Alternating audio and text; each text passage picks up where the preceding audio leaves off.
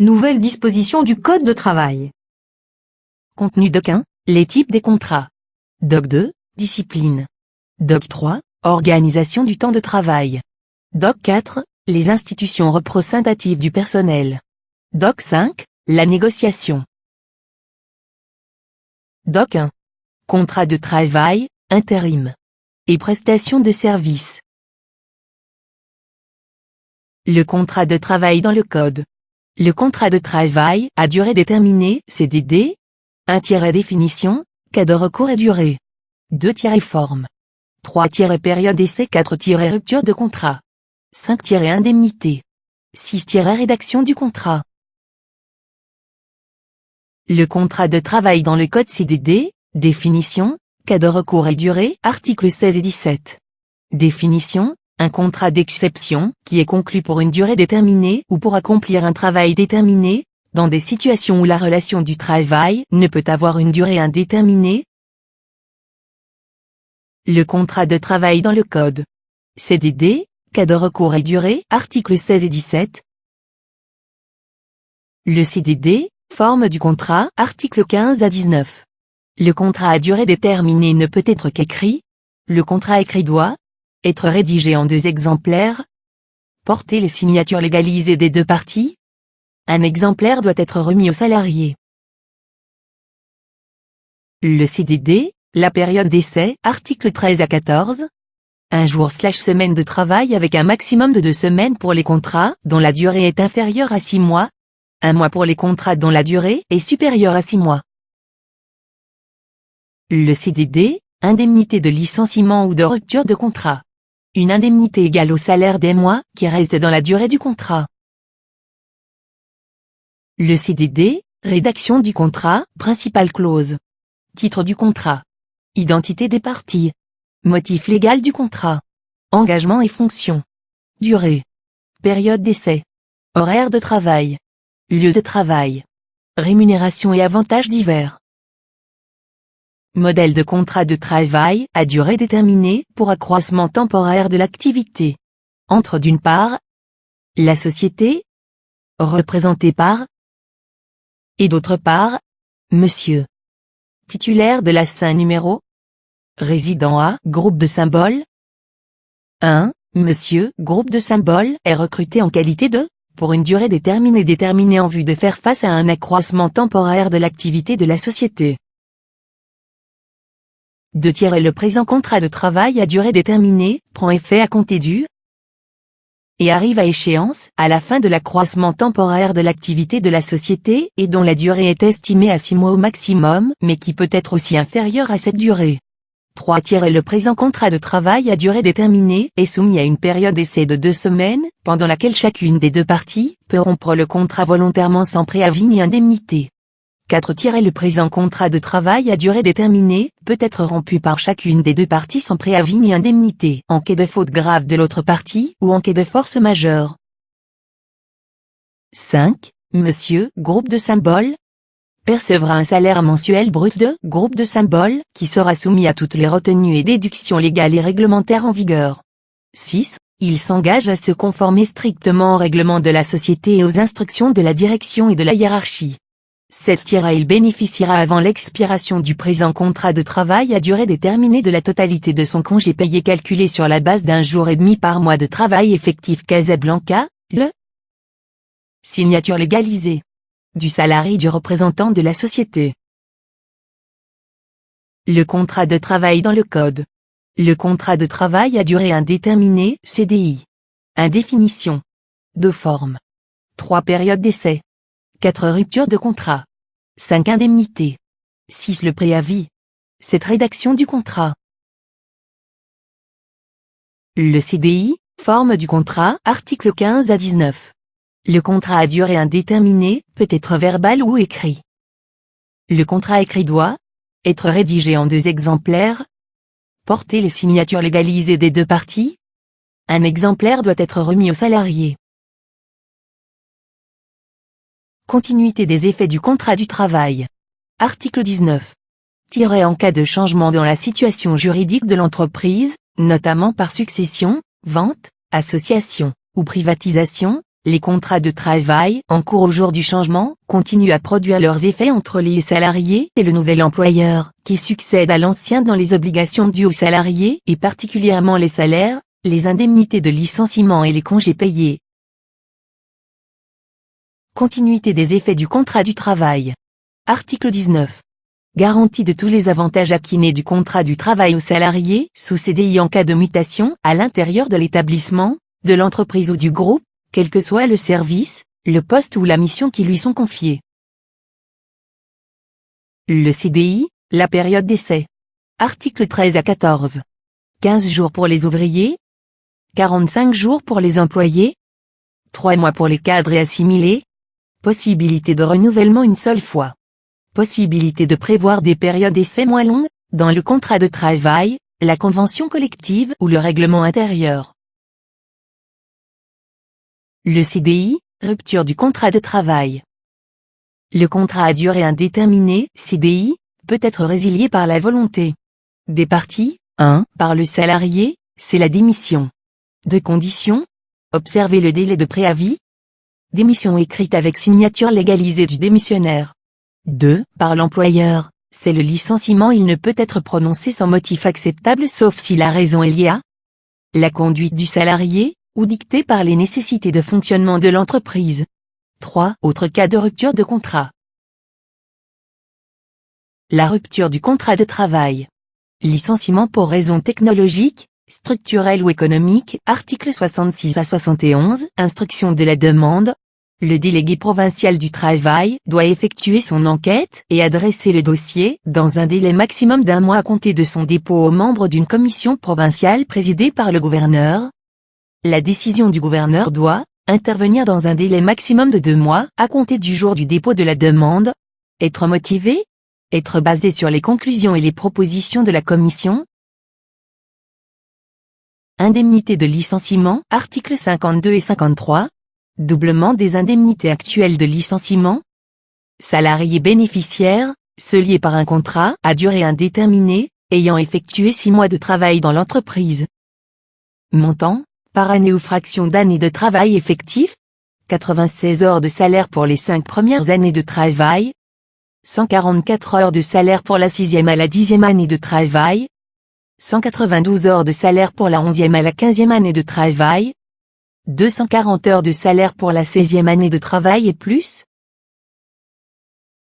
Indemnité pour dommages et intérêts. Fixation d'un barème d'indemnité pour licenciement abusif. 1,5 mois de salaire, par année ou fraction d'année d'ancienneté, avec un plafond de 36 mois. Le CDI, rédaction du contrat, principale clause. Titre du contrat. Identité des parties. Engagement et fonction. Durée. Période d'essai. Horaire de travail, lieu de travail.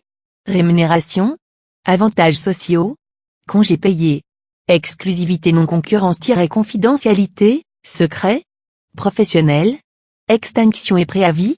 Compétences. Élection de domicile. Modèle de contrat de travail à durée indéterminée. Entre les sous-signés. La société XXXXX, société anonyme au capital de. Ayant son siège social à. Immatriculé au RC sous le numéro. A. Représenté par monsieur, en sa qualité de groupe de symboles. Si après dénommé la société, d'une part, et madame/monsieur, de nationalité marocaine, demeurant ou titulaire de la SIN numéro. Si après dénommé le salarié. Article I, durée et période d'essai. Le présent contrat est conclu pour une période indéterminée prenant effet le contrat ne deviendra définitif qu'à l'issue d'une période d'essai renouvelable de. Durant cette période d'essai, qu'il s'agisse de la période initiale ou celle qui la proroge, chacune des parties peut mettre fin au présent contrat de travail moyennant un simple préavis de 8 jours, sauf faute grave du salarié, et sans avoir à fournir un quelconque motif et sans indemnité. Article 2. Fonction. Le salarié est engagé pour occuper la fonction de. Les fonctions confiées au salarié et précisées dans sa note de fonction sont par nature évolutives et pourront être modifiées par la société en fonction des nécessités d'administration et de gestion. De ce fait, le salarié s'engage à accepter toute modification de ses fonctions et ou attributions qui sera décidée par la société.